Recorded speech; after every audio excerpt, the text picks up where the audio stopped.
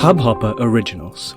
To start your podcast for free, log on to studio.hubhopper.com. Hello everyone and welcome back to Indian Genes. Today we have the pleasure of immersing ourselves into the awe-inspiring world of science fiction and space exploration with a true luminary in the field. Our guest today wears many hats. As an accomplished author, he paints vivid landscapes of imagination, crafting compelling science fiction novels that transport readers to distant realms of possibility. His expertise extends far beyond the realm of the written word, as the Principal Investigator for the Nia Scout and Solar Cruise sail projects at the esteemed NASA George C. Marshall Space Flight Center. He spearheads the exploration of revolutionary propulsion technologies, harnessing the power of sunlight, and he and his team propel our dreams of interstellar travel forward, pushing the boundaries of human achievement. He also has further accomplishments that have earned him well-deserved recognition and admiration within scientific circles. He holds esteemed positions such as an elected member of the International Academy of Astronauts, a fellow of the British Interplanetary Society, and membership in the Science Fiction and Fantasy Writers of America. When he puts his pen to paper, he captures the spirit of visionaries like Arthur C. Clarke and his contemporaries, as highlighted by Publishers Weekly. Throughout his remarkable career, he has held pivotal roles including manager for the Space Science Programs and Project Office, the In-Space Propulsion Technology Project, and the Interstellar Propulsion Research Project. So join us as we embark on this intellectual odyssey, exploring the realms where science, imagination, and the cosmos converge. Prepare to be captivated, inspired, and enlightened by the brilliant mind of none other than Les Johnson, a physicist, author, and NASA technologist. So Les, from everyone here in India and Indian Genes, a very, very warm welcome to you. I guess it's early morning there, and thanks for taking time out to speak to all of us here, Les. No, I'm glad to do that. I love talking about space and science and technology and writing and the great future we can have, and look forward to reaching some folks that may not have had a chance to hear me talk about it before. Perfect. And why don't you let our listeners know a little bit more about you and what you are currently doing and in what capacity you are speaking to us today? Sure, I'll be glad to do that. Yeah, hi, I'm Les Johnson. I am here in the U.S. I live in Madison, Alabama, which is in the southeast part of the country. I am a physicist. I write popular science books about space and science and technology, and I'm also a NASA technologist. I've worked at NASA for about a little over 30 years, where I've had the honor of serving as the lead for the advancement of some new technologies for spacecraft systems that have flown in space. Most recently, I had a small spacecraft launch on the Artemis 1 last November. That's very exciting. And whenever we talk about space and space travel, I have got to apologize to you first. I know I kept you waiting online, but I think that's a perfect place I would want to start, because as we go about our daily lives, it's difficult for a lot of us to keep track of time and space and distance right here on Earth itself. And I was trying to figure out what is the right time in the US as compared to India. Now, when we talk about traveling to the nearest star, for example, and I don't mean the sun, but how important is it, do you think, that people listening to you need to understand that the distances and time that we're talking about, it sometimes makes sense as a number, but do we actually understand what that means? Wow, that's a really good question. And the answer to that is I don't even think astronomers really understand what that means. The numbers are huge. Even within our solar system, the distances between planets and the comparative size and scale of things are absolutely amazing. I'll have to ask the indulgence of your audience, since I live in the U.S. I don't think SI units or metric, I think, in English units, which they don't even use anymore, right? So I'm all about feet and miles and things like that. And when I give talks to audiences and schools and students, I like to give this demonstration to kind of give you an idea of these distances. The Earth to the Sun distance, which is a long way, it's about 93 million miles. Now, that distance in terms of interplanetary and interstellar distances is extremely small. But for you and me, we have no idea what that means. We have no experience base to discuss that, right? I have a car that I've driven for 15 years. It's a Honda, not endorsing it, just saying it's a reliable car. And I have over 260,000 miles on that car. And what that means is I've driven it to the moon, okay? And it's taken me 15 years of driving around this big country, going from city to city and things like that. But I experientially now know from life what that means and how long it takes and that distance.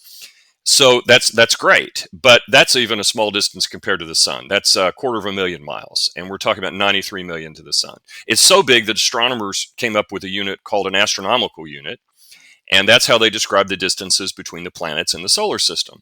So Mars is only another half an astronomical unit out, half of 93 million miles.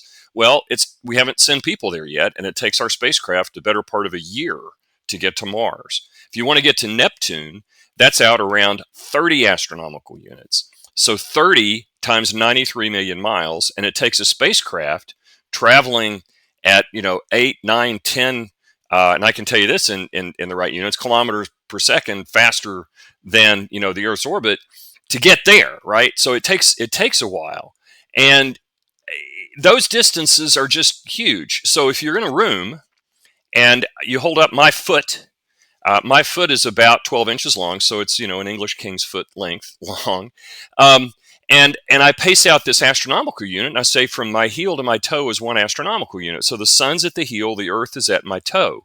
So to go to Neptune, an average size classroom or an average size room in a building or in a larger home is 30 feet away. So you can pace that out, and you get a sense of in the scale of the solar system.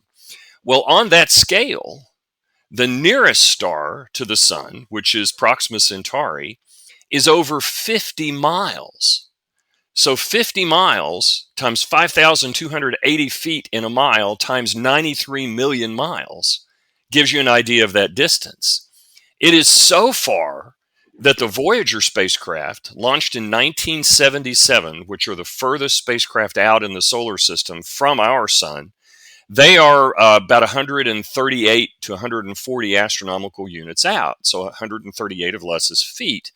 But to get to the nearest star at the rate they're going, and they're among the fastest spacecraft we've ever launched, it'll take them 70,000 years to get to the nearest star.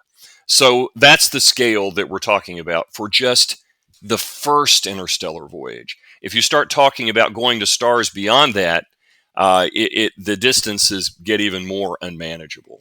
When you talk about these distances less, you're talking about probably using chemical rockets, because I think, and correct me if I'm wrong, I think that's what started it all in 1924, if I'm not mistaken. But these distances are measured if we go by chemical rockets. And a follow-up question would be, then we could probably lead into what you're currently doing with space sails and the project that you're working on. And is that going to reduce the time or distance? Well, I have to tell you, when we talk about the time and distance, I don't know how it is in India, but Americans tend to talk distance and time differently than most of my European and Japanese friends that I've encountered. When we talk about distances here in the U.S., we usually talk in terms of how many hours away it is. Because we think of how long it'll take us to drive on the interstate highway system at the speed limit to get from place to place. Like my home is about 2 hours away from Nashville, and that's how I would answer friends when they ask me, how far away is Nashville? It's about 100 miles, so 140, 150 so kilometers. So you mentioned that 70,000 years. That's correct. That's using chemical rockets. Now, we can do a little bit better today than we did when we launched Voyager because we can stack things on bigger rockets. But basically, the best you can do with a chemical rocket is get that time to go to the nearest star down from 70,000 years maybe to 55,000 years. Well, that's great, that doesn't help you or me, right? I mean, that's longer than civilizations existed. If we're going to have a realistic trip time to the stars, we have to go a lot faster. And chemical rockets, even if you take their theoretical efficiency, which is all of the energy out of the making of chemical bonds, which is how chemical rockets work, with the best rocket propellant, you're not going to get any better than that. So they're really physics limited. So when you look around then and you say, well, how can we go faster? The answer is you need more energy to put in your propellant. For a conventional rocket of any kind, which I define as something where if you want to go to the right, you throw something overboard to the left, and this thing called momentum is conserved. And the easiest way for a listener who's not a physicist to think about this is imagine yourself standing on roller skates or a skateboard, and you throw a basketball off where you're standing. As the basketball moves in one direction, you kind of recoil a little bit and roll in the other. But then if you throw a bowling ball off, you're going to move a lot more, because that big massive bowling ball and the velocity you give it is going to push you in the other direction more. So if you have a better rocket and a better propellant than chemical, you can go faster.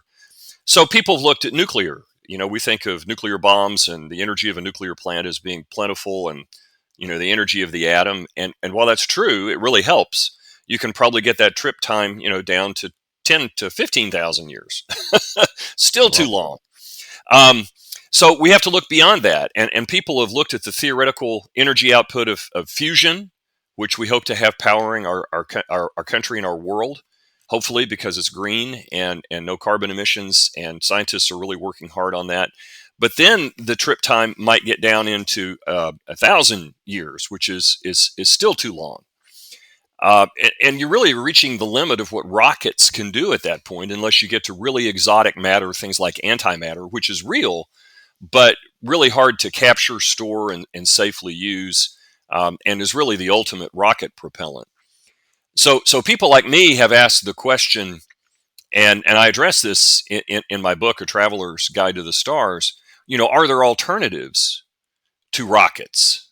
And people will say, well, what do you mean? I mean, don't you have to have a drive? I mean, in Star Wars, they have the warp drive and the Millennium Falcon. Well, that's all science fiction. But within known laws of physics, there are other ways to get spacecraft propulsion. And that's why I started many years ago looking at solar sailing and how it could evolve to something called a laser sail, which might actually get that trip time to another star down to something manageable, like hundreds of years.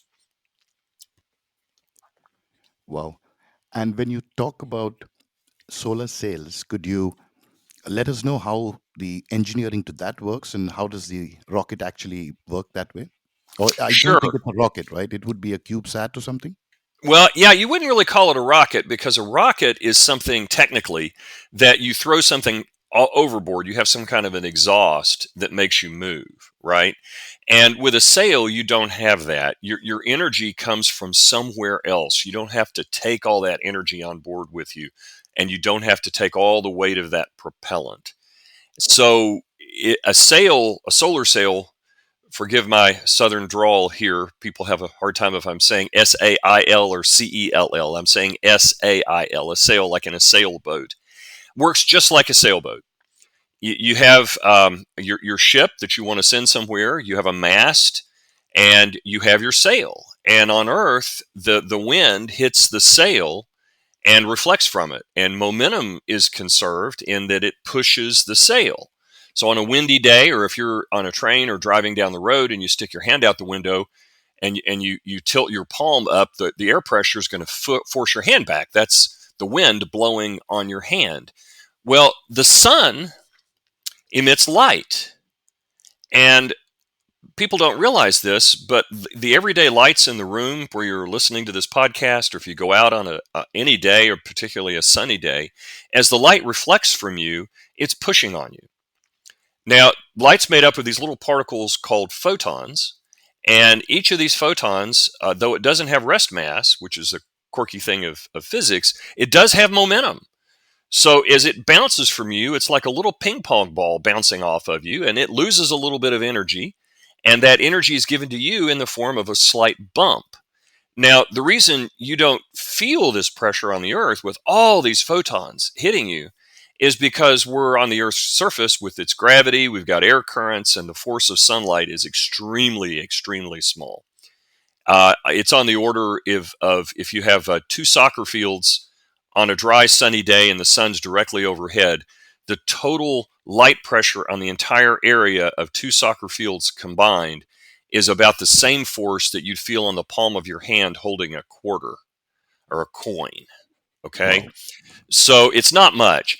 But if you go into space and you're away from the Earth's gravity and you don't have all that air and you're just in the emptiness of space and you unfurl something extremely large and lightweight, very shiny, so it reflects visible light. Most people, we use aluminum, and that reflects about 90% of the visible light. And this material is very thin. It's about 2.5 microns, which is thinner than a human hair. Attached to your spacecraft, the light reflecting from that sail will push that sail, and it'll do it as long as the light shines on it. Now, it's not much of a push, but it's constant. Unlike a rocket, which gives a big oomph when it lights off, it quickly burn. An oomph is a technical term for rocket scientists. Just saying. Um, when it moves, it uses up all that propellant, and when it runs out of propellant, it can't accelerate anymore, and it just coasts like Voyager. Voyager stopped thrusting decades ago. It will never go any faster. But a solar sail, as long as there's light shining on it, will accelerate to faster and faster speeds. So if you build a really large, lightweight sail, much lighter weight than we can build today, but theoretically, it's possible because we have materials that, if we learn how to engineer them, are light enough to make this happen. So it's not science fiction. You could build sails that could be as large as a square kilometer, although that's orders of magnitude larger than anything we can build today. Deploy them very close to the sun, where the sunlight pressure is very strong, and start them on a voyage to the stars moving very quickly.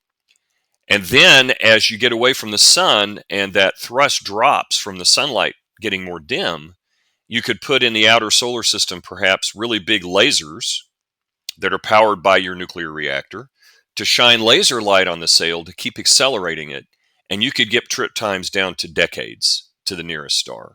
So suddenly it's feasible that we might start sending robotic probes to Alpha and Proxima Centauri, maybe farther out to some of the other stars.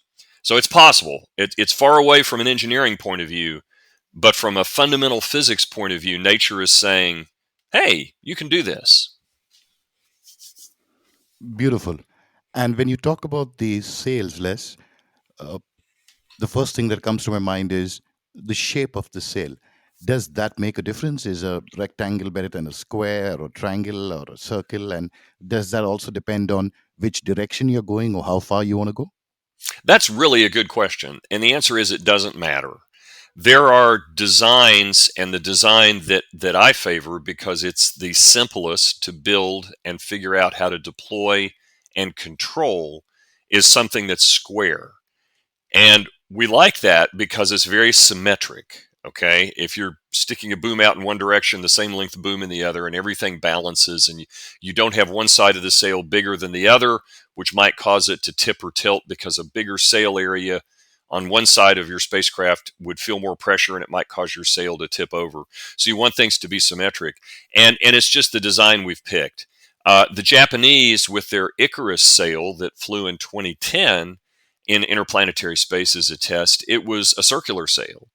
And instead of holding it still like we do, which is called three-axis stabilized, they're spun to keep it flat, a spinning sail, which is a great idea. It's harder to control, but you might be able to get a lighter weight, larger sail that way. There are also people that are looking at how you might deploy sails that aren't square or circular, but are long, thin rectangles, perhaps much longer than they are wide. So you have these sails that are like long, thin ribbons that are deployed in space, or combinations thereof. So yes, you could do many shaped sails, and it just really depends on your design philosophy and where your breakthroughs are. Hmm. And you mentioned most of the sails these days are aluminum, but And again, is there or was there a discovery recently somewhere? I think it was somewhere in Manchester, a particular material or a particular exotic content that I can't remember the name. That there was some discussion that this could be used for space sails. Absolutely. I need to give a clarification though. We use aluminum, but it's a coating. The sail itself, which gives it its structural strength, the ones we're building today, not for Interstellar. Right now, we're building solar sails that'll be useful for going from the Earth beyond the Earth. You don't launch a sail from the Earth; it has to get out of the gravity on a rocket. Otherwise, it'll never get off the ground because it doesn't have the force necessary to escape gravity. So we still use rockets to get them into space. But once they're in space and they're unfurled and the sunlight starts pushing on them, the near-term sails will be used to go to the moon, to study the sun, maybe to go to Mars, fly around the inner solar system to Mercury or Venus. And those sails, which we can build today, are a thin plastic film coated with aluminum. So this thin plastic film, I describe it, if your listeners are familiar with Mylar, it's like Mylar. If you're not familiar with that, it's like here we call it saran wrap, which is a plastic kitchen wrap that you preserve food in. It's kind of sticky and you wrap food around Yeah, it. yeah. And imagine saran wrap coated with aluminum, right? And that's what a sail looks like. It's a thin film with that, but that's heavy. That's 2.5 microns thick. The material you're talking about really caught my eye because when I first started studying solar sails and was dreaming of sails that were square kilometers, and you looked at the forces acting on that, there was no material in existence that was light enough and strong enough to support its own weight in those sizes, even in space. There just was nothing. And that all changed in the early 2000s at Manchester with the discovery of a material called graphene. That's graphene. Now, graphene is an allotrope of carbon, and what that means is it's just a different type of carbon, a different shape of carbon molecule, the atoms of the carbon. And what's interesting about graphene is instead of the carbon atoms all kind of being clumped together, which is what it looks like in typical graphite or in your leaded pencil that you use to take notes on, it's a thin sheet, one atom thick. So imagine a piece of paper that's much, much thinner because it's only one atom of carbon thick, but they're all locked in a plane. So it's a perfectly flat sheet of carbon. This material is called graphene, and it's among the strongest materials ever discovered. It's 300 times stronger by weight than steel. And it is so strong that if you were to build a large sheet of one atom layer thick graphene and you could put an elephant on that sheet, it would not break. Wow. Okay? So if you take that and you can make it big, which we can't do today, the sizes today of pure graphene are typically millimeters to centimeters. Some people claim to have made larger, but I think they did that by adding some other elements to it, which decreases its structural strength. So we've got to really get pure graphene. But if you can make a one atom layer thick sheet of graphene to the scales that I'm talking about, which in principle you ought to be able to do, we just don't know how to do it yet, and then coat it with something to make it reflective because graphene is transparent. So you still have to put some kind of aluminum spray on it that's really thin or some other reflective material. You have the strength and the reflectivity to build these really big sails. Very interesting. And graphene, is it currently used for any other industrial purposes or in any other industry, or is it limited, or we are focusing on using it for sales, or this idea came to you because it's used somewhere else?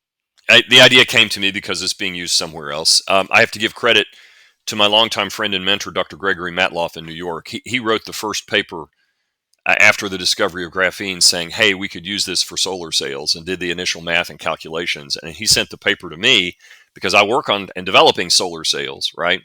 And that just got me really excited. And I have samples of graphene in my office now to kind of tell people what the future of solar sails are. So graphene, it has that potential, but we're a long way from being able to do that. Now, its uses are wide. There are billions of dollars being invested in graphene research all over the world. I ended up, after I learned about this, researching it pretty heavily. And actually, as an author, I wrote a book about it. It's called Graphene, the super strong, super thin material that will revolutionize the world. Um, Written it a few years ago, back in 2018, but not much has changed since then. One of the biggest investors in graphene are the people who make your cell phones. Mm. Samsung really likes it because it is an electrical conductor. It's almost a superconductor. It's extremely lightweight, extremely strong, very resistant to breakage. And anyone who's ever broken a screen on their cell phone would be sympathetic to the thought of having a cell phone that basically is indestructible. And a cell phone made out of graphene would be extremely lightweight and essentially indestructible. And so a lot of companies and manufacturers are trying to make stronger materials, lighter weight products using graphene. I've heard people talking about making windows from graphene or coating windows in graphene in areas that have typhoons and hurricanes to make them resistant to breakage. You can use graphene is being researched to put in as a replacement for chemical batteries to make something called a supercapacitor, where you can store electrical energy in very small spaces without having to use chemistry and all of the environmental negative side effects that come from what we have in battery technology. So there are a lot of things people are using graphene for or are working toward putting it into the marketplace with.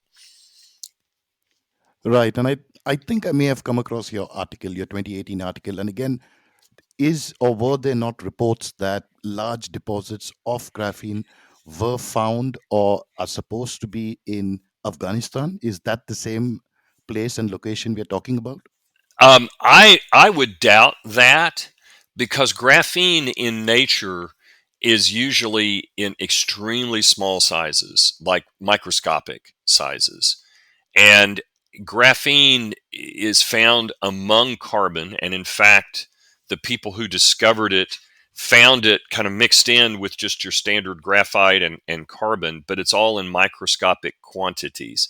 If there's been the discovery of like a pure graphene deposit in Afghanistan, I need to read about that because I'm not familiar with that at all. All I am familiar with are the attempts to isolate it, separate it, or even make graphene in the laboratory. I'm not aware of any natural deposits of pure graphene. You may be right, and you've discovered something I haven't heard about yet. So I need to do some internet research.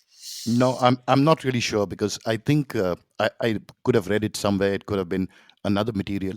But just to come back to the sale, because I think we've got a good understanding of what you're saying, and because this is not a visual podcast, it would have been easier if it was visuals and we could look at it. But I think your description was so good that I kind of have this picture in my mind. Now, you had mentioned that we could have this particular sail closer to the sun and then use the light that comes from the sun, so the photons, to move the sail, and then further on we could power it with lasers. I- Just my question is, why could we just not do it with lasers from the very beginning? Oh, you could. There's no reason you shouldn't. It's just a matter of scale and what kind of infrastructure is going to be available to us when we want to do that. There is a group called the Breakthrough Starshot that was formed, oh gosh, now 4 or 5 years ago. It's a privately funded group. An entrepreneur has given them millions of dollars to research the notion of building just that. So we can do a near-term interstellar mission, like within the lifetime of a lot of the listeners here. And their idea is to build extremely high-power lasers, put them on a mountaintop here on Earth, shine it into space, and accelerate not really big sails like I have been working on, but sails that might be on the order of just a few square meters, extremely lightweight with a very small spacecraft. Think the size of a computer chip, as opposed to a conventional 100 kilogram to 1,000 kilogram spacecraft, and send maybe tens, hundreds of thousands of those out into space toward the stars. And they are putting research dollars into developing the theoretical basis and the testing of such a laser system. How do you build spacecraft that are that small that can actually do science, communicate, and stay alive across interstellar distances, and what kind of material do you need on a sail that could survive the incredible laser power that would shine on it to accelerate it to the speeds that would need to get to the stars quickly. Their concept, which is a valid physical concept, and I actually have consulted for them and been to some of their meetings and met the people working on this project, that their idea is instead of a more um, constant acceleration like I envision, where you're accelerating all the way out of the solar system, starting from the sun and then going faster and faster and faster across this 30 AU. Their idea is you start from Earth orbit and hit it with so much laser light that you accelerate it to a fraction of the speed of light that could be 10% the speed of light in a matter of minutes. And all that energy on that sail would have to be dissipated. We don't have any materials right now, to the best of my knowledge, that can survive that, although people are working on different theoretical constructs that might be able to do it. That would be one way to go. I mean, nature says that ought to be possible. It ought to be possible to build materials that could survive that much acceleration from the laser. It ought to be possible to build spacecraft that have sensors that are that small, but the engineering has to catch up with the physics. So the answer to your question is yes, you could do that. It opens up a whole host of other technology challenges, but they ought to be workable. I don't see a reason why it wouldn't work. Mm. And you also mentioned about when the sun when the light does hit the sail, so it's the photons that technically are moving this particular CubeSat or forward. Now, an interesting concept that I was thinking of also is, or read about, was the photon drive. And in that particular scenario, would you even need the sun, or would you need the sunlight? Because photons, could you pick it up? So, if you could just let us know whether what exactly is a photon drive and is that even valid? A photon drive is a good idea. I actually worked on a paper with, again, my colleague Greg Matloff on a photon drive many years ago. There are two ways to do that. One is a photon sail, where you reflect light from the sail with some kind of onboard laser system, but it's not the most efficient way to do it, but it ought to work. And the other is that you just emit light from your spacecraft and use the momentum. That's a rocket if you do that, right? A laser that's powerful enough that emits enough photons. We're back to rockets again because light goes one way and it pushes you the other way, right? So in theory, if you could build an extremely lightweight laser that produced extremely intense and powerful laser light, it would propel a spacecraft. And in fact, I know I sound like I'm shilling my books, but I actually have that in one of my science fiction novels with Travis Taylor. It's called Saving Proxima. And we had to come up with a physically possible star drive that didn't require anything, really exotic like warp drives, which, nature, we're not sure if that is real or not, or things like they have in science fiction movies. And what we used was the photon drive.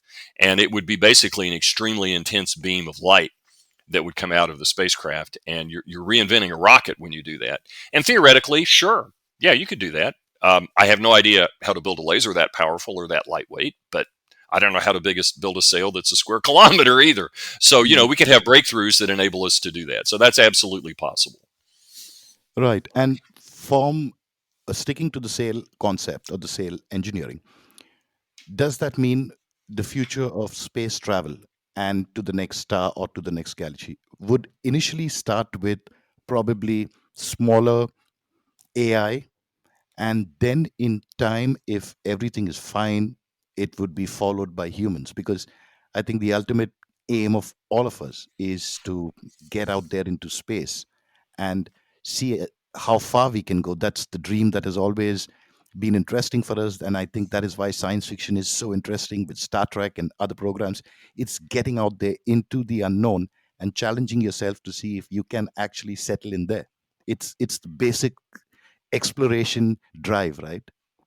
Well, that's what has been inspirational for me. I was not old enough to watch Star Trek, the original series, when it premiered. I was a toddler, but I watched the reruns with my older sister when I was old enough to do that, and that's one of the things that inspired me. I mean, I want to be on the Starship Enterprise or one of its sister ships, and exploring those strange new worlds. We're a long way from that. So I think the progression for interstellar travel will follow the same path that just mundane and I'm glad to be able to say mundane, space travel does today. Before we sent people into Earth's orbit, we sent spacecraft. The Soviet Union launched Sputnik. We launched Explorer 1. They sent up Yuri Gagarin. We sent up, John Glenn and Alan Shepard. The moon, they sent the robotic landers. We sent the Surveyor spacecraft before we sent people. Right now, we're exploring Mars with our robots, but we're looking at designs for how we'll send people. So I think the robots will precede the humans when we go to the stars, just like they have when we are now expanding into the solar system. So I think you're absolutely correct. The spacecraft with robots will come first. People will come later because we take so much more mass to keep us alive. We have to air, water, food. There's a minimum number of people, companionship, all the stuff that has to keep us alive weighs a lot, and that's harder to accelerate. Whereas something really small and lightweight, you can accelerate much, much easier. So a lot of my colleagues think that's the reason we'll never go to the stars with people. And I tell them, you should never say never. True. And let's take it as a stepwise approach, because the first steps, even in their view and my view, are the same. We send robots first. And once we get that problem solved, we can start thinking about scaling it up and how do we go to those strange new worlds. Mm. In less than one of our earlier episodes, we had spoken to Avi Loeb, and he was talking to us about the Oumuamua.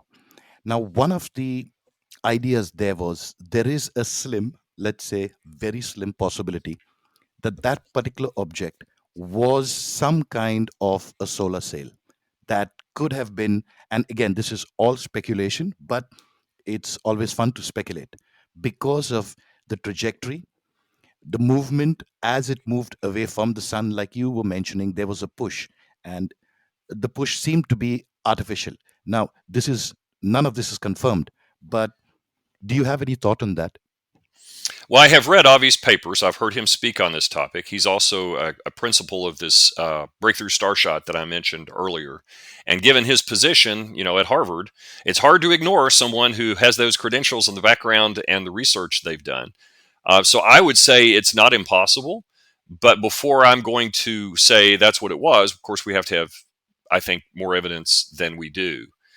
However, uh, I have to look at the universe, and I see this big universe out there. And from a totally materialistic point of view, if you're a naturalist and you think about life and the development of life and life on Earth and the immensity of the universe, that leads you to the conclusion that we're probably not alone. Don't know if there's anybody there right now, but we're probably not alone. I'm a person of Christian faith. And so I look out there and I don't place limits on what I believe God can do. So it's entirely possible that we're not the only place where there's life out there. And so the plausibility of other intelligent beings creating something that we could also imagine creating, because they have the same laws of physics they're going to have to think about that we do, and sending probes out into the universe is plausible. Why not? Now, my skepticism comes into another area, and it's something we haven't really touched on. We've talked a lot about the immense distances and the vastness of space. I would contend that deep time is something also vast that we don't like to think about and is equally a challenge. And if you think about the age of our solar system alone, it's 4.5 billion years. That's 4,500 million years. And then when you start getting into, what is a million years, and then you get down to a human lifespan, we don't have an idea what that means in terms of passage of time, right? Civilization on Earth, you're in one of the oldest cultures on the planet, right? And it goes back 5, 8, 10,000 years. To talk about something that's orders of magnitude longer than that is difficult to imagine, right? And the universe is older than that. Our star and our sun and our planet are not a first generation star. So there have been planets out there far longer than our solar system existed. So the likelihood of there being somebody out there who may send probes out is high, in my opinion. I think it's rare, but it's not zero. But the problem comes in this. What's the likelihood that one of their probes would arrive here now when we have the technology to see it and detect it? We've only had this technology for less than 100 years out of 4.5 billion years in the history of the planet and 13 billion years in the universe. So, unless life is extremely common and constantly over millions of years sending these probes out through space, the likelihood of one getting here when we have the capability of seeing it, in my opinion, is next to zero. So, not to be, a negative person, but the data would have to be extraordinary for me to accept that. And that's the reason. It's the probabilities, and when you mix deep space with deep time, it gets to be a very low probability. True. That reminds me, in the corporate world, this concept of the cheese and all the holes in the cheese, where the line has to align exactly where it goes through all. And if you put time into it along with space, then there's so much that has to align for this to happen. Then what you said is absolutely true. What are the chances that it is here right in time for us to observe it, right? It's very low, but I do want to say it's not zero, right? And therefore, given enough time, Mm. even something that's a really low probability event might happen. So, we have to take it seriously, but don't necessarily jump to that conclusion right away. Mm. And now the popular culture talks a lot about getting to Mars, but we're also talking a lot about a holiday to Mars. And there's travel that people can afford, which is brilliant. And we need that to happen. If you can afford it, then well and good, because whenever people with money do come in, that will start that particular industry, and then later on, I guess, with time and scale, everyone will follow. But my question to you is, initially at this stage, we do have a lot of space law that we are working on, or countries are working on. Is it necessary to have some kind of a tax?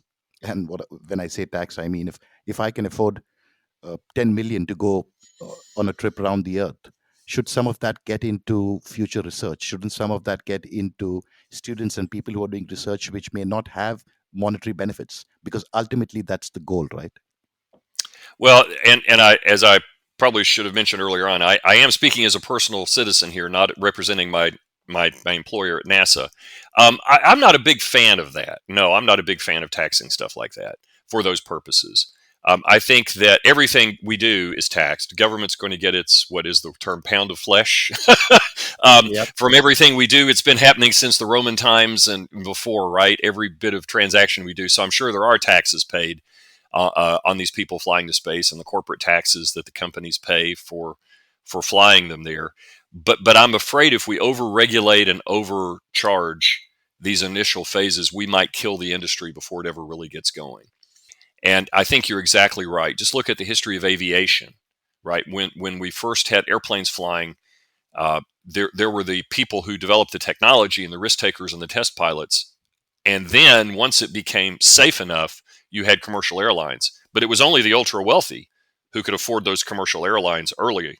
And then as the number of people flying increased, costs went down, economies of scale of manufacturing kick in, and now we can all, you know, uh, middle class people anyway, can catch airplanes and fly anywhere they want.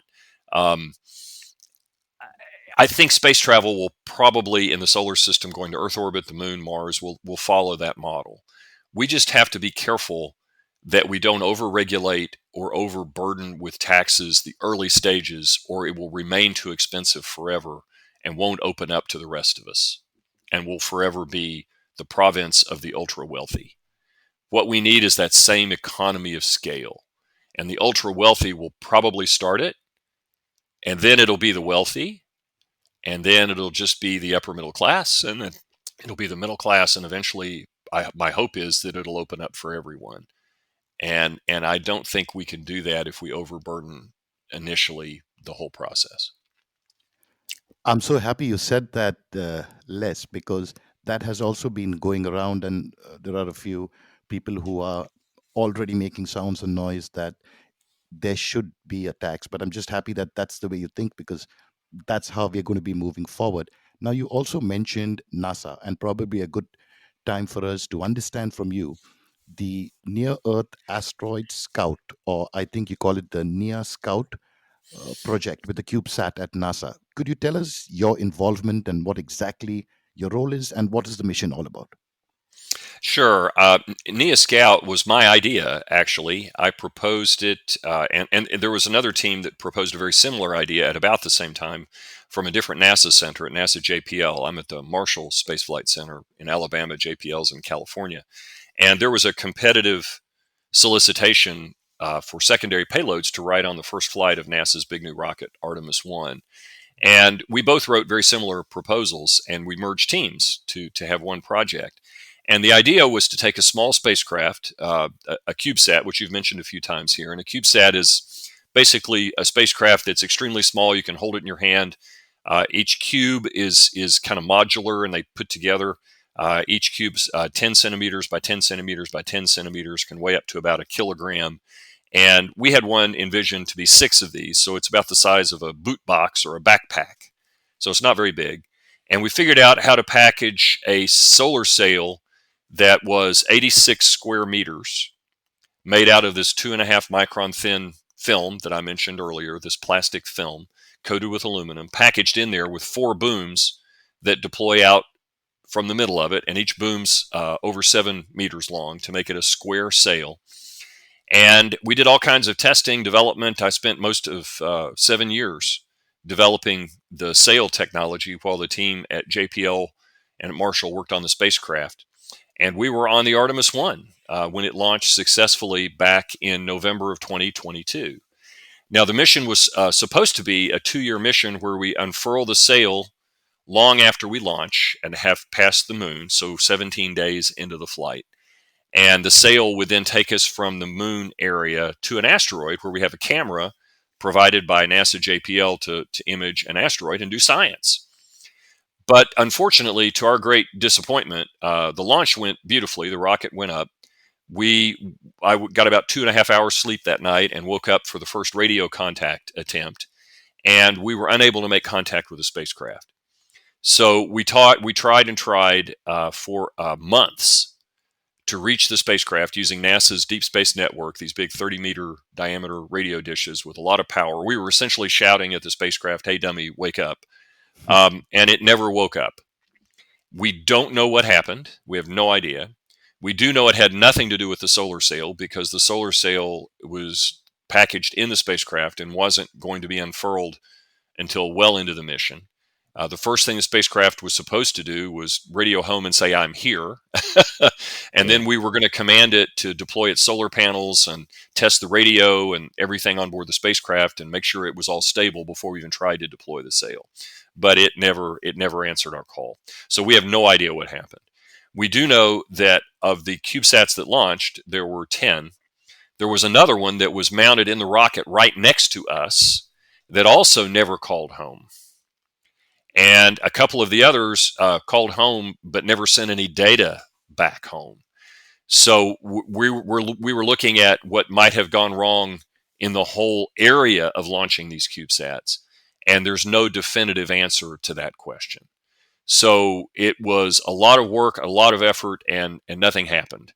So now we're working on another sail, which is called Solar Cruiser, which my team is developing, and we're working on it right now. And we're hoping to fly it. We've got a launch opportunity in 2028 that we're working toward. And we're trying to get all the funding lined up to make sure that flight happens so we can finally get one of these sails flown. Right. So you have these couple of CubeSats that have gone rogue on us now, probably finding their way through space. But you mentioned the size of this particular spacecraft, which is quite small. Now, when you do think about these missions or planet, is space debris also a problem? Because something that small can be taken off its course if there is a collision, or is that even a problem, or is it beyond the orbit of where we expect space debris to be? The answer is you got it very at the end. Orbital debris and the debris problem is really restricted to what's circling the Earth, and it's kept there by the Earth's gravity. It didn't have the energy to escape. And there are lots of debris in Earth orbit. It's really sad. In the history of the space exploration, all the countries who've launched rockets have put debris up there. Those who've launched more rockets have put more debris. So we're guilty here of putting a lot of it up there. Us, Russia, and now China probably have the distinction of putting the most debris in space for everything from bits of rockets that blew up to actually, unfortunately, human urine circling the Earth at frozen, traveling at 8 kilometers a second. If it hits you, it's like a bullet hitting you. And that's a real problem. But with our sailcraft, we don't unfurl the solar sail until we're beyond the Earth and we're in deep space. And when you get beyond Earth orbit, there is no debris problem. So what you have is micrometeorites, which are natural in space, which are like little pieces of dust all the way up to the size of a pea, the green peas that you eat, traveling really, really fast, some of them like 18 kilometers per second. And they'll hit our sail, but they go through the sail so quickly because the sail is so thin, they don't lose much energy of their motion, which is what causes damage. And so basically they just poke a tiny hole in the sail. And the sails are built to withstand that, and you could put lots of little holes in these sails and they would still hold together. And if there is a tear that results from that, like in a parachute, we put in ripstop. And our designs are robust in that we allow for over a 10-year mission a loss of up to about 3 to 5% of the area due to being little tiny holes from micrometeorites in worst case. So these sails are not at risk from orbital debris. We are at risk from nature's debris, but we have plans to survive that.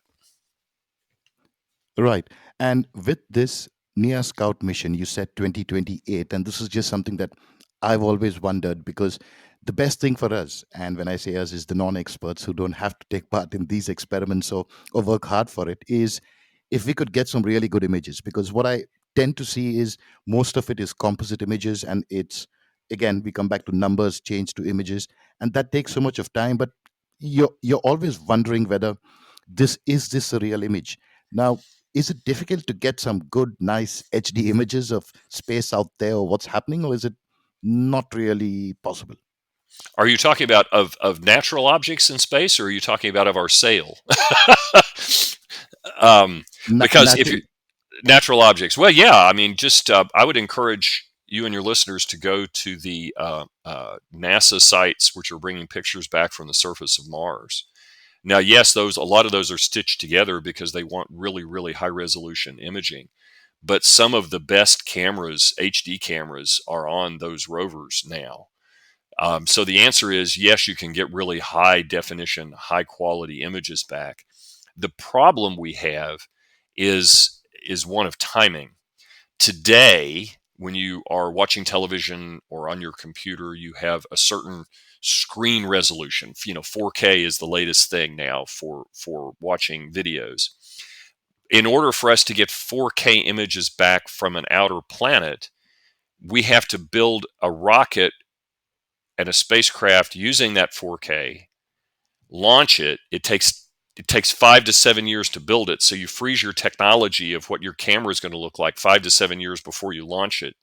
And then it takes years to get it there. So if I were to launch a 4K camera to go to Neptune, I wouldn't get the first 4K images back from Neptune if I started the project today, probably for 15 to 20 years. What will be the resolution we're all used to on our TVs and videos in 20 years? It'll be beyond 4K, Mm. right? So what you're seeing is the limits of technology on these spacecraft when they were designed. So if we want to know why are the images coming back from the Juno mission at Jupiter in the resolution that they're in, it's because that mission was launched years ago and its design froze, 7 years before that, and they picked the best camera available at that time. So what you're seeing from current deep space missions is what was capable of being delivered 15 to 20 years ago. Yeah. So it's kind of a time capsule in terms of the technology. And that aligns with every time we look out into space, whether it's the sun, we are still looking at it 8 minutes later. So I guess we are never in the present. Well, yeah, we're in the present when we're here, right? But you're right. And that's one of the beautiful things that I like to talk to kids about, and even adults. I don't know that they think of it this way. When you go out on a starry night and the sky is clear and you're looking up and you see those twinkling stars, The act of seeing means that light from that star, which may have left that star tens, hundreds, thousands of years ago, traveled through space across unimaginable distances that we covered earlier in this discussion, and it touched your eye. So when you see something that comes from a distant star, something that was in the core of that star, in its fusion-driven reactor at the core of that star, traveled all the way through space to touch you. So you're actually getting something physical that touched your body, that began its voyage inside another star. So every time you go out at night to do that and you look at the stars, you're touching the infinite. And I just gave myself goosebumps thinking about it. Mm, no, that's beautiful. I think of the same thing, and I also think about it on the other end as well. So if somebody's looking back at us, are they seeing the are they seeing Earth before primates were even there, before we even evolved? Is that a possibility of them actually looking back, and because the light traveling from us to them is also taking time? That's correct. If you look at the size of our galaxy, which is our cluster of hundreds of billions of stars, and its length is about 100,000 light years. So it takes a single photon from a star on one edge 100,000 years to get to the other side. And so if you can imagine a telescope powerful enough, which is physically possible, perhaps using something called gravity lensing, which would be a topic of another podcast or something. But you could amplify those images across vast distances and essentially look back in time at another world and the development of potentially of life on that world from afar. So it's entirely possible that somebody out there has telescopes like this and have been watching Earth or planets like the Earth for a long enough period of time. This is that deep time thing again, to see how it's changed and what life is here. Yeah, it's entirely possible. True, and you briefly touched on gravity lensing right now, and would that also? So, if we could stay there for a minute, and we also hear antimatter, anti-gravity, when we talk about space travel. So, if you could enlighten us a little bit, whether do you think that antimatter or a particular technology where anti-gravity is used, and we've been hearing about all this in the latest UAP phenomenons, and claims are being made that this particular technology is possible, and is that interesting to you? Oh, it's definitely interesting. And as a physicist, we have to be real careful because at the turn of the 20th century, coming out of the 19th century, most physicists thought all of the science we needed to understand the universe had been discovered. And some were so bold as to say there's none left. It's now just filling in the last decimal place. And of course, a few years later, quantum mechanics came along and Einstein came along and we had relativity, and all of those people who said it was all understood were wrong. So anybody who says we understand how nature works completely and things are impossible, there is a more than zero chance they're going to be wrong. All we can say is about how we currently understand nature. And I'll tell you right now, based on our current understanding of how nature works, anti-gravity is science fiction. Okay? Antimatter is not. Antimatter is very real. We've known this since the 1920s. There are protons, the constituents of the conventional atom that people think of and you learn in school if you're not a nuclear physicist or particle physicist. You have the protons, neutrons, and electrons, and those have your protons and neutrons in the nucleus of the atom. Electron cloud kind of buzzes around it, and that's the physicality of matter from which we're all made. Well, in nature, they found that there are particles that look like protons, have the mass of a proton, but instead of a positive one charge, they have a negative one charge. And they found particles that look like electrons, have the mass of an electron and all the other properties of an electron, but instead of a minus one charge, they have a plus one charge. Those are called positrons. And the other is called an antiproton. And sure enough, like you can make hydrogen by putting protons and electrons together and have the electrons orbit the protons, you get hydrogen. You can take antiprotons with positrons orbiting them and make antihydrogen. And that's really cool. What's the significance of that? The significance of that is when a particle and its antiparticle come into contact with each other, they go through a process that's called annihilation. And basically, they cancel each other out, and all of their mass is turned into energy. According to Einstein's equation, E equals mc squared. Energy is equal to mass times the speed of light squared. This proves him right. The mass of the proton and the antiproton go boom, and all of their mass is converted into radiation, gamma rays, X-rays, smaller subatomic particles that go flying out at the speed of light. And basically all of that matter is turned into energy. That's antimatter, and that's real. The problem is you can't store it very long because it's hard to store something that can't be stored in matter, because as soon as it comes in contact with matter, it annihilates, right? Mhm. And so you can make it, the CERN accelerator in Europe, one of the byproducts of their particle collisions are antimatter, and they've studied it. Particle accelerators all over the world, probably there in India, and universities, research universities can make very small quantities of antimatter. And if your listeners have a banana in their home, they might be alarmed at first and then comforted, because it's not a danger, to know that most bananas, because of the soil in which they're grown, there is a radioactive form of potassium 40, and it has a lifetime of quite a while, months, days, months to years. I mean, a half-life, I've forgotten, I think is days. And periodically, it will spontaneously decay into another atom, and it give off an antimatter particle, which is then annihilated in the banana before it ever reaches you, right? So every day, that bunch of bananas on your desk or in your kitchen, on average, is emitting, each banana is creating an antiparticle, I think an antiproton, every day. And it's from the natural decay of the potassium 40 that's in the banana. Now, it's not a health risk. I don't want people to throw out their bananas. This is just part of the natural radiation environment in which we've lived as a species forever. There are cosmic rays coming in from space that shower us in radiation all the time, some of which are antimatter. In the soil, there's natural radioactivity. But the most fun one is, in my opinion, the notion that, if you want to point out antimatter to your best friend, just point to that banana and say, wait here for a day, and a particle of antimatter is going to be produced in our banana. Now, the key would be, how do you store that and use it as a rocket propulsion system or whatever? And we don't know how to do that, but it is physically possible. That can happen. So in terms of how all this ties to the UAP phenomenon, I have no idea. I do know that when I was in elementary, middle, and high school, I was really big into the whole flying saucer thing and believed we were being visited by aliens, until I went to college and learned about the things we've talked about in this podcast, deep space and deep time.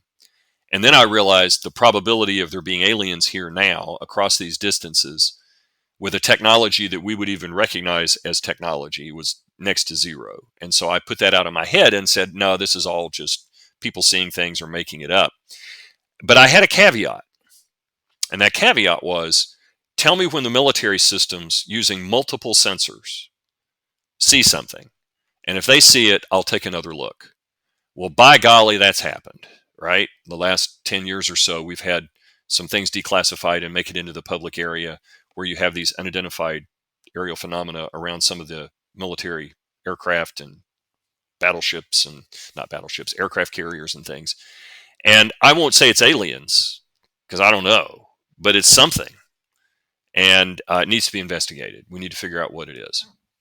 And it could be any number of things. Aliens is on that list, but I would not immediately jump to the conclusion that it's, we're being visited from another star. But I wouldn't rule it out either. True. The banana story is beautiful, and probably that's one of the reasons why that particular fruit is considered to give you energy and is used by sportsmen when you're down on energy. And this is absolutely a non-scientific guy talking. I'm just trying to connect dots with what you said and make up my own theory. Maybe that's why the fruit actually gives you energy.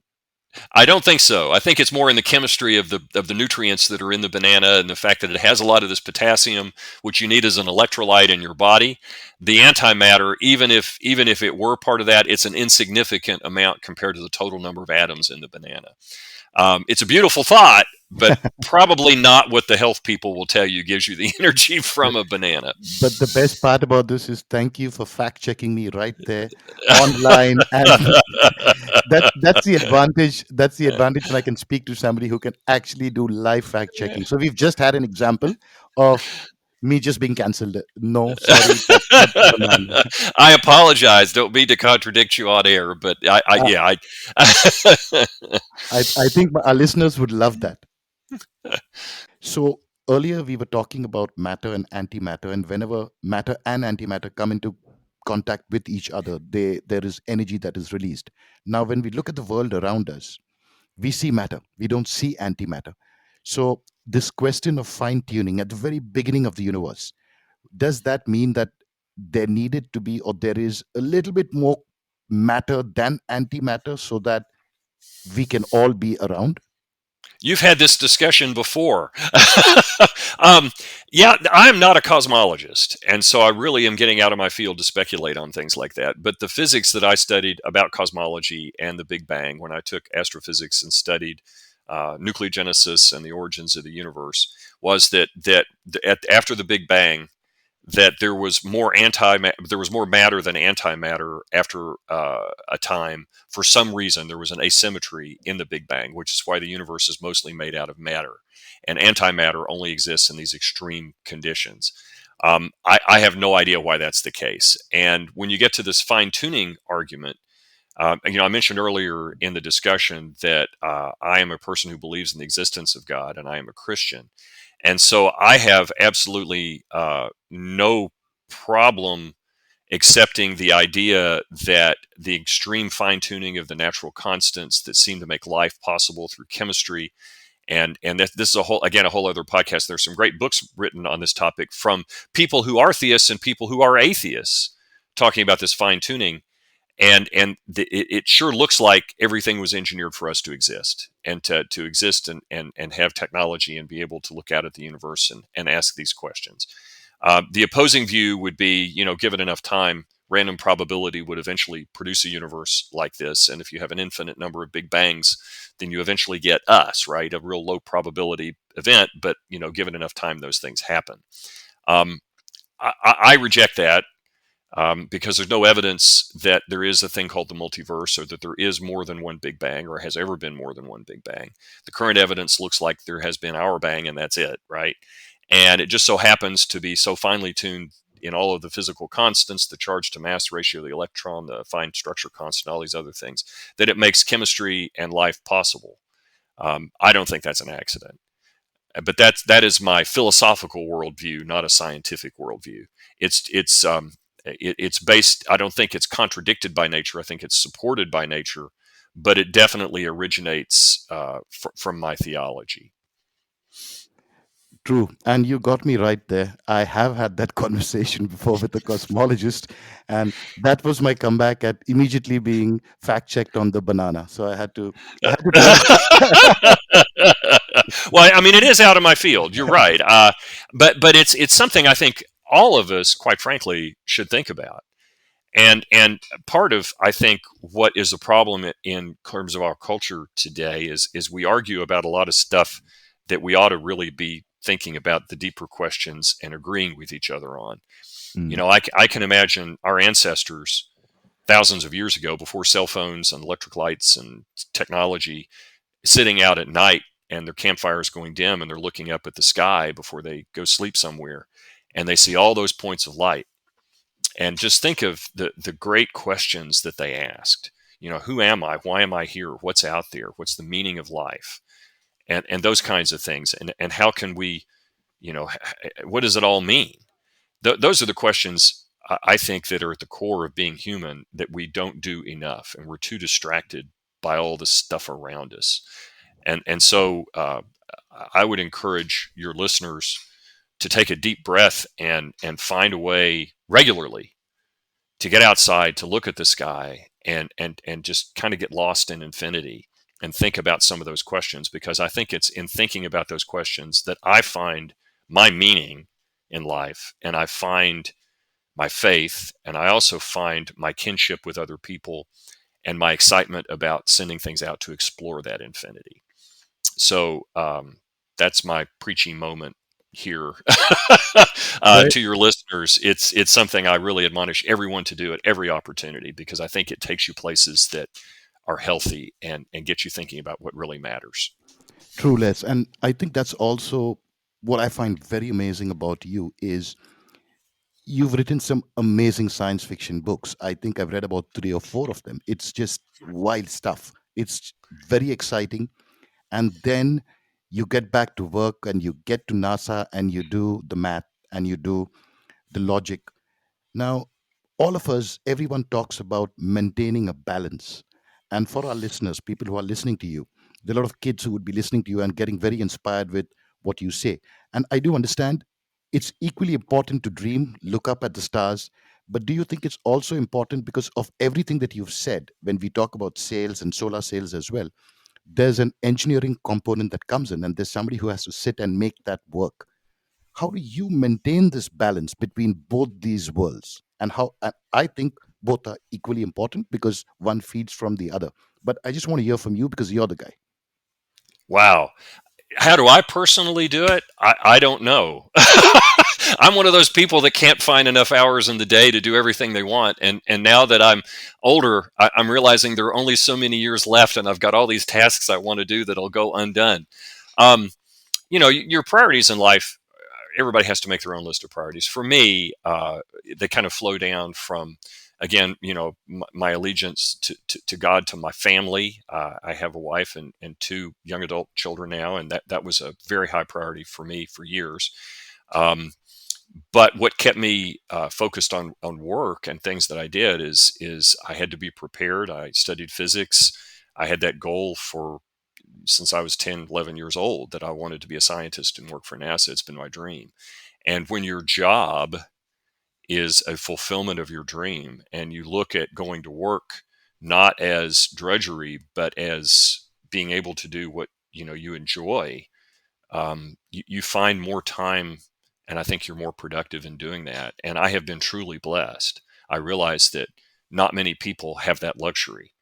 And so my admonition to young people is that if you and older people, not necessarily just young, but primarily younger people, if your dream is to work in space or have your head in the stars, go into the sciences primarily, not exclusively. Work hard.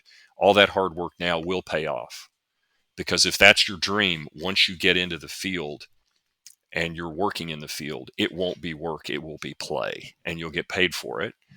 And for me, I find writing science fiction uses a different part of my brain, or writing my popular science is not the math side of the brain, it's the creative side of the brain. And I find that relaxing. And so one of the ways that after a particularly, challenging day at work, even a fun job is still a job, right? You get tired from it. Come home, have dinner with my wife. When I was younger, interact with my kids who are now, left the nest. But then to relax, instead of watching a streaming show on TV, I'd go write. And that's what helped me relax and get some rest, then go to sleep. So for me, I'm wired that way. Not everybody may be. But I think if your listeners, think about what they do all day long and how much time they spend doing things that are not productive toward fulfilling their dream, and they actually make a logbook of that, they're going to realize, wow, I spend a lot of time on things that aren't necessarily that important to me. Maybe I can reprioritize. Just something to think about. Beautiful. And your writing style, the do you sit and have a schedule or does it come to you? Because when we're talking about writers, we talk about a lot of them who talk about the muse, who where they sit down, concentrate, the ideas come to them. There are the other type of writers who have a very fixed agenda, 5 o'clock in the morning to 7 o'clock in the morning on a table. What works for you as a writer? I write when I have time. Yeah. I would love to have more time to write. There are days I get none in. In fact, I'm getting ready to go to a conference in Montreal, and the topic is interstellar travel. I would encourage your listeners to look up the Interstellar Research Group, irg.space. Our meeting is every 2 years, and next week we have a symposium. I don't know when your listeners will hear this. Is the week of July 10th. We're going to be in Montreal for our once every 2 year meeting. 2 years after that, we'll be in College Station, Texas. We haven't had one in India. Have to talk to a university over there about how to make that happen, perhaps. but to me, I won't have any time to write. I'll be busy talking to people, thinking about the challenges of deep space and otherwise. So I go weeks at a time without writing a word. But then I might have a weekend where I spend most of the weekend writing. So it really comes in spurts. Beautiful. Before we just shut down, you did say that you've not done any of this in India, and I definitely am going to take that up. I will work on something, and I would like to welcome you to India soon. But before we go, Les, once again, thank you so much for your time. It's been so exciting. I will be putting up links to your books, your website, and everything else that you've done. But this has been such an amazing conversation. I've truly enjoyed it. Well, thank you for having me. It's been great speaking with you. And I have to say, I've been reading excitedly in our local news here in the U.S. In fact, I think the New York Times just ran a great article about the rapid expansion of the Indian space program and all the great stuff that's happening there to develop the capability to be a major space power and exploring nation. So I think it's awesome. So keep up the good work, and there ought to be a lot of good opportunities for those young people to actually work in the field. And I'm excited about that, because I think the more of us that are doing this, the faster that future we all want to have arrive will get here. So it's awesome. Great, Les. Thanks a lot again, and hope we can do this again. Awesome. Thank you so much for having me. It's been fun.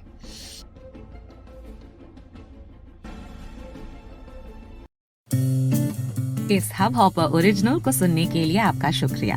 अगर आप भी अपना podcast launch करना चाहते हैं, तो hub hopper studio website पे register करें और 1 मिनट के अंदर अंदर अपना खुद का पॉडकास्ट लॉन्च करें। यही नहीं, स्टूडियो देता है आपको पूरी आजादी कहीं भी कभी भी अपना पॉडकास्ट लॉन्च करने की, सिर्फ 3 आसान स्टेप्स में। तो साथ में अपना पॉडकास्ट शुरू करने के लिए तैयार? Just hop on hub hopper, simply content.